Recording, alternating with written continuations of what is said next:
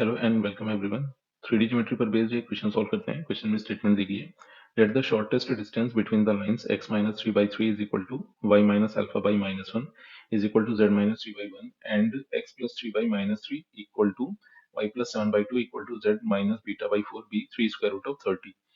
Then the positive value of 5 alpha plus beta is. अब एक काम ही करते हैं, सबसे पहले तो ये जो लाइंस सिमेट्रिक फॉर्म में दी गई इनको वेक्टर्स फॉर्म में कन्वर्ट कर लेते हैं, और जब लाइंस वेक्टर्स फॉर्म में कुछ ऐसे अपने को मिलेंगी तो इन दोनों लाइंस के बीच की शॉर्टेस्ट डिस्टेंस का फॉर्मूला जो ये अपने पास दिया गया है इस फॉर्मूले का यूज कर लिया जाएगा।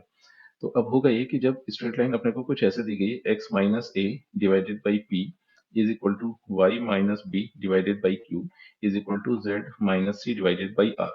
तो अब स्ट्रेट लाइन अगर ऐसे सिमेट्रिक फॉर्म में दी गई है तो हुआ ये कि ये जो स्ट्रेट लाइन है पॉइंट ए बी एंड सी से पास हो रही है, पी क्यू आर इसके डायरेक्शन रेशियोज हो गए। अब इस स्ट्रेट लाइन को किसी पैरामीटर k के फॉर्म में एक वेक्टर स्ट्रेट लाइन के रूप में कुछ ऐसे रिप्रेजेंट किया जा सकता है, that is R vector is equal to A vector. तो उसके कंपोनेंट्स अपने पास मिलेंगे ए बी एंड सी, तो इसको ऐसे लिखा जाएगा A I cap plus B J cap plus C K cap, फिर प्लस और पैरामीटर यहाँ पर म्यू अज्यूम कर लेते हैं, और फिर डायरेक्शन रेशियोज के करस्पॉन्डिंग वेक्टर कुछ ऐसे मिलेगा P I cap plus Q J cap plus R K cap. तो अब ऐसे हुआ ये कि ये जो सिमेट्रिक फॉर्म में लाइन दी गई थी इसको वेक्टर फॉर्म में इस तरह से कन्वर्ट किया जा सकता है।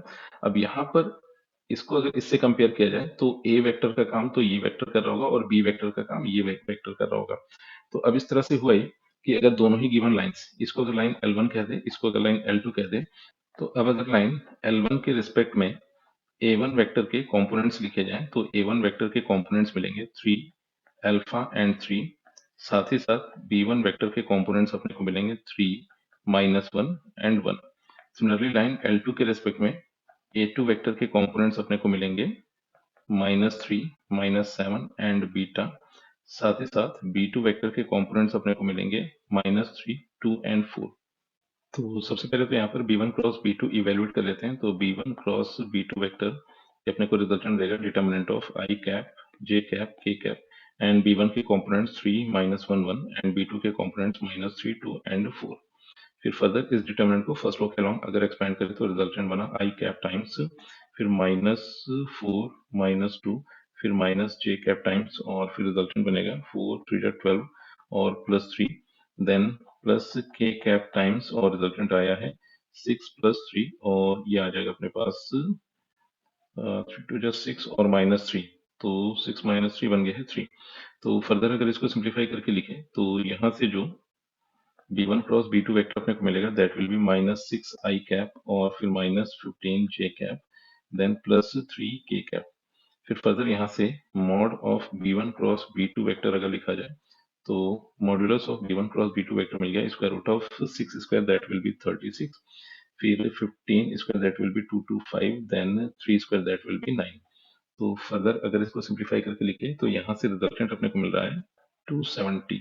फिर फर्दर एक काम ये करते हैं कि ये जितनी भी वैल्यूज मिली हैं इन सभी को अगर इस फॉर्मूले में पुट कर दिया जाए तो यहाँ से जो रिजल्टेंट बनेगा, सबसे पहले तो ये जो a2 माइनस ए1 लिखा हुआ है इसको a2 माइनस ए1 या फिर a1 माइनस ए2 लिखे। अब बाहर मॉड होने की वजह से यहाँ पर इसका बहुत ज्यादा फर्क पड़ेगा नहीं, और अल्टीमेटली यहाँ पर a2 माइनस ए1 भी एक वेक्टर हो गया, देन b1 क्रॉस b2, तो ये न्यूमरेटर जो लिखा हुआ है कुल मिला के स्केलर ट्रिपल प्रोडक्ट की तरह ही लिखा हुआ है। तो यहाँ पर अब अपने को चाहिए डिटर्मिनेंट ऑफ सबसे पहले a1 माइनस ए2 के कंपोनेंट्स, फिर b के कंपोनेंट्स एंड फिर फर्दर b2 के कंपोनेंट्स। तो अब अगर इसको एसटीपी के रूप में रिप्रेजेंट किया जाए तो यहाँ से रिजल्टेंट बनेगा 6 टाइम्स फिर alpha plus 7 then 3 minus beta, फिर b1 के कंपोनेंट्स 3 -1 एंड 1, फिर b2 के कंपोनेंट्स -3 2 एंड 4। फिर डिनोमिनेटर में अपने पास आ गया था स्क्वायर रूट ऑफ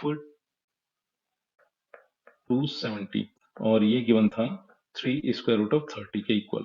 फर्दर इसे सिंप्लीफाई करें तो रिजल्टेंट कुछ ऐसा देखने को मिलेगा, mod of -15 alpha -3 beta -132 is equal to 270। फिर फर्दर अगर इसको सिंप्लीफाई करें तो रिजल्टेंट लिखा जा सकता है 15 अल्फा और फिर +3 beta +132 is equal to 270। Further इसको सिंप्लीफाई करके लिखे तो रिजल्टेंट बनेगा mod of 5 alpha plus beta +44 is equal to 90। Further इसको सिंप्लीफाई करें तो यहाँ से लिखा जा सकता है 5 alpha plus beta is equal to -44 plus minus 90। अब क्वेश्चन में 5 अल्फा प्लस बीटा की पॉजिटिव वैल्यू को पूछा गया था। एक काम करते हैं, यहाँ पर ये जो प्लस माइनस साइन दिया गया है, प्लस साइन के साथ 90 को उठाते हैं, तो यहाँ से रिजल्टेंट बना -44 प्लस 90। सिंप्लीफाई किया तो यहाँ से रिजल्टेंट बन जाएगा 46। तो इस तरह से 5 अल्फा प्लस बीटा की पॉजिटिव वैल्यू अपने को मिली 46, एंड यही इस क्वेश्चन का आंसर है।